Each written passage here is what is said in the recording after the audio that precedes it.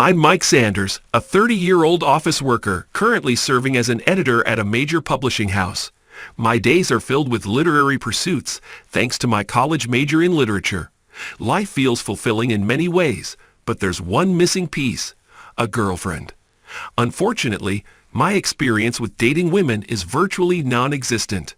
One day, I received a directive from the editor-in-chief to handle a meeting with a new writer joining our editorial department. A few days prior, our company had conducted an essay contest, and I was assigned to handle the winner. This talented writer, using the pen name Mary Caro, had piqued my interest. The day of the meeting arrived, and I eagerly prepared. To my astonishment, the person who stood before me at the meeting booth was none other than my old crush, Kathy. Her real name, Kathy Capra, was right there on the documents provided by the editor-in-chief. She too was shocked to see me, exclaiming, "What? No way. I can't believe Mike works for this publisher." Despite this unexpected twist, we got down to business immediately. I expressed my admiration for Kathy's work and proposed that she continue to write a regular column for our magazine. We also discussed collaborating on reader surveys. As I handed her the documents, I finally had a chance to look into Kathy's face after a decade. Kathy's beauty hadn't diminished at all.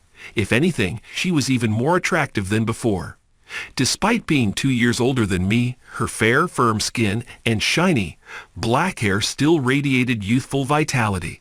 Her casual attire, a white blouse paired with dark brown chinos, gave her an air of sophisticated elegance. Engrossed in her explanation of her work, I couldn't help but admire her. However, when I complimented her on her writing skills, her face paled. She must have recalled a bitter memory from 10 years ago. Regretting my comment, I swiftly changed the subject, handing her my business card and expressing my availability for any questions. As the meeting concluded, Kathy thanked me and left the room with a somewhat weary expression. Exhaling deeply, I couldn't help but reflect on our history. A decade ago, we were both members of the same literature club in college. Kathy, with her beauty and charm, was the club's idol, admired by everyone. I, too, harbored a secret crush on her. Our paths had crossed back then as well, with Kathy praising my review in the college literary journal. I returned the compliment, appreciating her serial novel. Her smile in response was as radiant as the sun. In just one meeting, my past and present had converged in a surprising twist of fate. As I navigated the complex emotions stirred up by Kathy's presence, I couldn't help but wonder how this unexpected reunion might shape our future interactions, both professionally and personally. I was always a bit of an introvert, preferring the quiet corners of life, but there was something about her cheerful and spontaneous nature that had a unique way of breaking down my defenses. Sadly, my affection for her didn't stand a chance because she already had a lover. One day, as we were leaving school, she turned to me and said, "Cavi, let's head home together." I hesitated for a moment, then replied, "Oh, okay, I'm coming now." As soon as Kathy spotted her boyfriend Joe, her face lit up with joy, and she rushed to join him. Watching them walk side by side, I couldn't help but think to myself once more, they truly are a perfect match. Joe was the handsome guy from our literature club, and they were renowned as the good-looking couple on campus. It seemed there was simply no space for an ordinary guy like me in between them. I kept reminding myself of this harsh reality. However, fate took an unexpected turn one day after school. Kathy approached me and asked, "Wanna grab a drink?" It was a day marked by heavy rain warnings, and like other students, I had planned to head home early. But she insisted, saying, "I really want to drink," and eventually I gave in. There was something off about her that evening, and I could sense it. My gut feeling turned out to be correct as she quickly downed her drinks at a breakneck pace. It wasn't about having fun. It seemed more like she was drinking just to get drunk. Though I was concerned for her, she reassured me, saying, "I'm fine," and continued to guzzle down alcohol like it was water. As expected, when we left the bar, a severe storm was raging outside. I hailed a cab for Kathy, who was unsteady on her feet due to intoxication. She looked at me with a flushed face and asked, "How are you getting home, Mike?" "I'll grab another cab after this." "You don't need to do that," I replied. "You could just stay at my place." How about that? Let's do it. With that suggestion, she leaned snugly against my arm.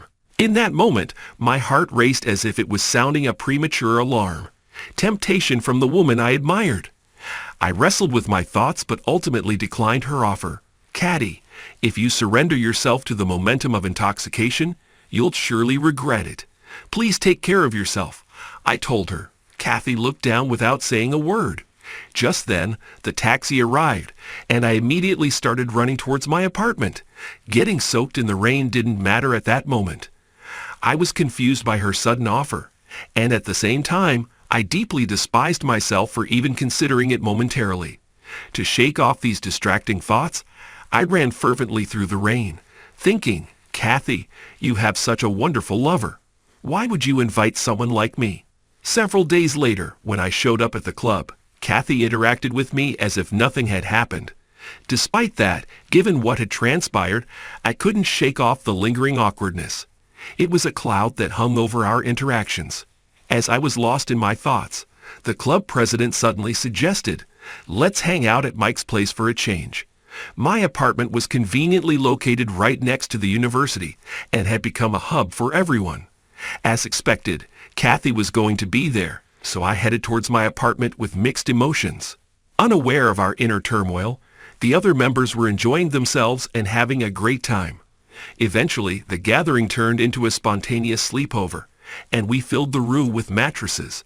Because I was still a bit tipsy, I fell into a deep sleep, only to be awakened suddenly in the early morning. Just as I tried to go back to sleep, I heard the sound of sobbing from somewhere in the room. Curious, I turned my gaze toward the source. To my surprise, it was Kathy, caught in a moment of vulnerability. While everyone else was sound asleep, she was drenching her mattress with tears. It was a poignant sight, and I couldn't help but feel deeply moved for my senior. My attention was irresistibly drawn to her, and I found myself sneakily stealing glances at her through a small opening in my sleeping bag. I was compelled to reach out to her, to find out what was troubling her, but I hesitated because I didn't want to disturb the others who were peacefully asleep around us. After a few hours had passed and the signs of morning awakening became apparent, Kathy stopped crying. She busied herself at the sink, applying makeup as if attempting to conceal the traces of her swollen eyes. My thoughts were consumed by her, and I finally decided to get out of my mattress, synchronizing my awakening with the rest of the group. As time passed, I gradually came to understand the reason behind Kathy's tears. It turned out that she had recently gone through a painful breakup with her boyfriend Joe. I couldn't help but connect the dots. Joe hadn't been present during our previous gathering at my apartment. Learning about their breakup shed light on Kathy's motivations for inviting me for drinks. She must have been feeling lonely, seeking someone to lean on, a temporary distraction from her heartache. Although I had a strong desire to see Kathy again, she informed me, I'm busy job hunting, and slowly withdrew from our club meetings. Given the emotional turmoil resulting from her breakup with Joe, attending the club may have become too difficult for her, and so we drifted apart. Kathy graduated from college, and a decade passed without our paths crossing. Even now, Kathy remained a significant person in my life. Her memory was a constant presence that had prevented me from fully committing to any other romantic relationship since that time. However, now that we had managed to reunite, I hoped we could establish a strong professional partnership. Initially, our interactions at work were marked by an awkward tension, but as soon as I delved into Kathy's draft, it became evident that we shared a deep passion for literature. Your new work is excellent, Kathy, I exclaimed. With this, we can definitely aim for the top in the survey results. Kathy's eyes lit up with excitement. Really? We did it. As I had predicted, Kathy's new essay claimed the first place spot in the magazine's reader survey. We were both overjoyed by this achievement and decided to celebrate with a party that very night. Despite the weather forecast predicting heavy rain, Kathy insisted, I'll grab a cab home. So we made a pit stop at a nearby bar close to my apartment. The atmosphere was cozy, and the food was delightful. Our conversation flowed more effortlessly than I had anticipated.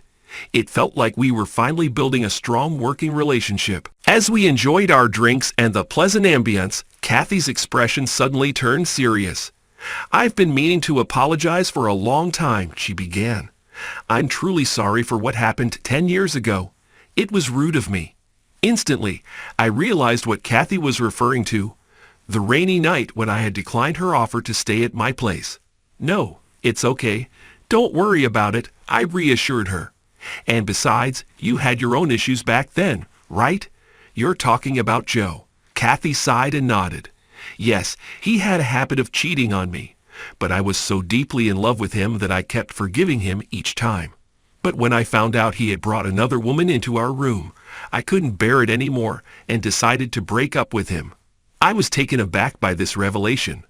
"Joe cheated on you?" I asked, genuinely surprised by the turn of events. I had always believed that Kathy and her boyfriend were perfectly happy together. However, as I gazed at her face, which had fallen into a gloomy expression, I realized there was more to their story.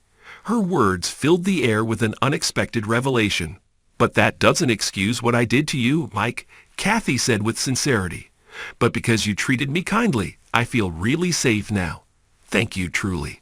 Upon learning about Kathy's painful past and the emotional burden she had carried, I couldn't help but feel deeply sympathetic. Blaming her was far from my intentions. I reassured her, "It's okay, Kathy. It's been 10 years. Let's let bygones be bygones. I want to create a lot of wonderful works together with you from now on." With those words, we cleared the misunderstandings of our past. Our feelings renewed, and we toasted to a fresh start. Leaving the bar in high spirits, we attempted to hail a taxi, but to our dismay, all the cab companies were fully booked. It seemed there was a concert happening in the neighborhood, causing a surge in demand for taxis. To make matters worse, the trains were also experiencing delays, leaving Kathy, who lived in the suburbs, stranded without a way to get home. Seeing Kathy distressed and hearing her wondering aloud, "What should I do?" I mustered the courage to make a suggestion. "Kathy, if you'd like, why don't you stay over at my place?" Normally, I wouldn't dare make such a bold offer, but a touch of alcohol had emboldened me. Nervously awaiting Kathy's response, I watched as she let out a sigh of relief. "Thank you, that would be wonderful."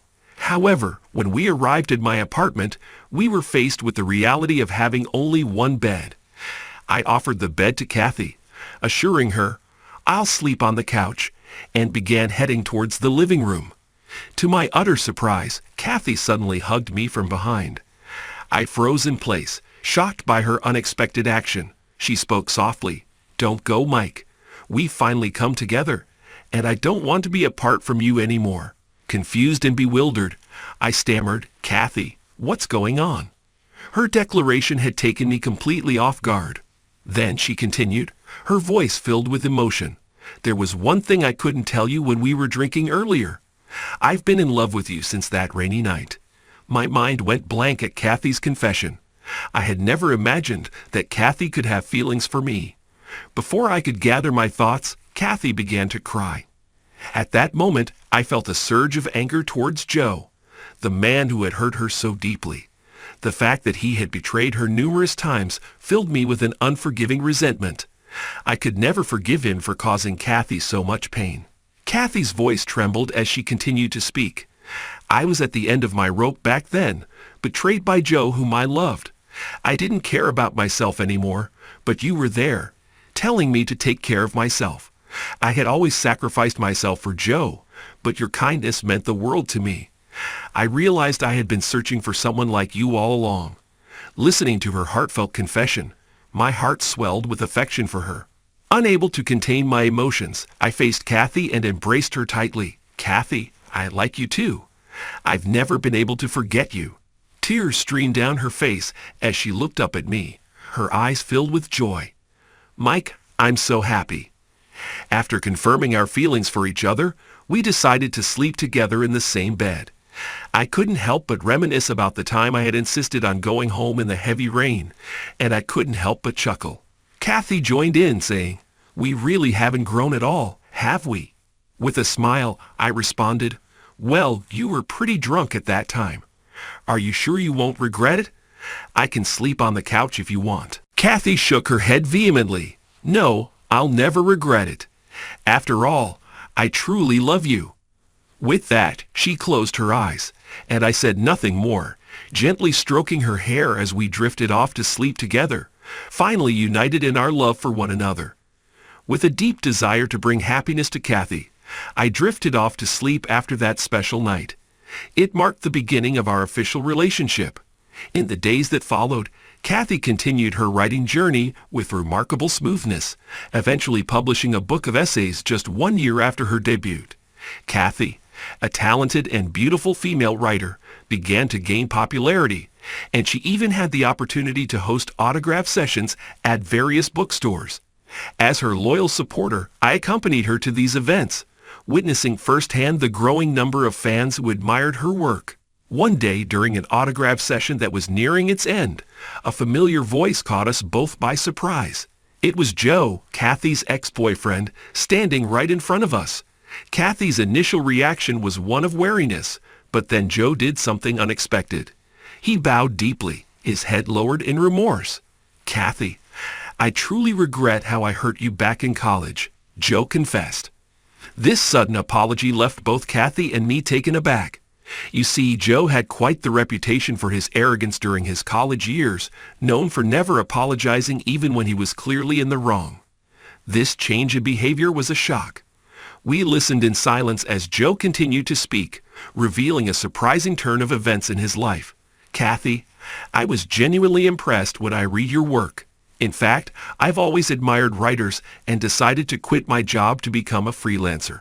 However, unlike you, I've struggled to achieve any meaningful results, and truthfully, I'm barely scraping by using my savings."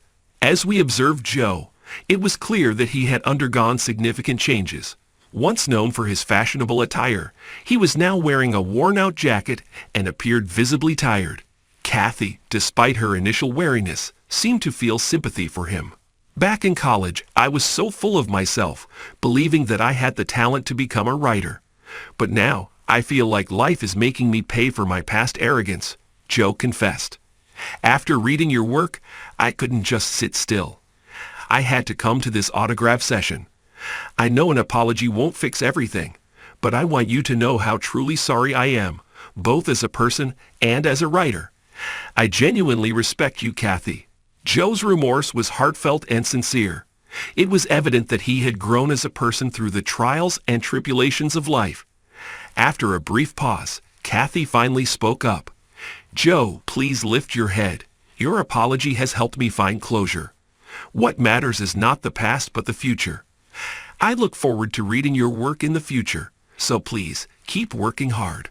Joe expressed his gratitude, saying, "Thank you, Kathy." He then turned to me, acknowledging our shared history from college. "And Mike, you've brought out the best in Kathy. That's truly amazing. I'm glad that a wonderful man like you has become Kathy's new partner." Grateful for his kind words, I replied, Thank you for your kind words, Joe. I'm also looking forward to reading your work." Joe bought a copy of Kathy's book, got her autograph, and left the autograph session with a sense of relief. As we watched him depart, Kathy and I exchanged glances. The past might have held its challenges, but now it had transformed into a sweet memory. With renewed enthusiasm, we looked ahead, eager to continue creating beautiful memories together. I firmly squeezed Kathy's hand, noticing the platinum engagement ring gleaming on her left hand's ring finger. The literature club where I had met Joe and Kathy had been filled with profound memories. However, on this day, etched in our hearts, aspiring writers like us were taking our first steps toward promising futures. As we reflected on the twists and turns of our lives, we reaffirmed our commitment to creating more wonderful memories together. "That's right," I said with determination. "Let's keep creating wonderful memories together." And with that, we looked forward to the future, ready to embark on this exciting journey of love and literary adventures.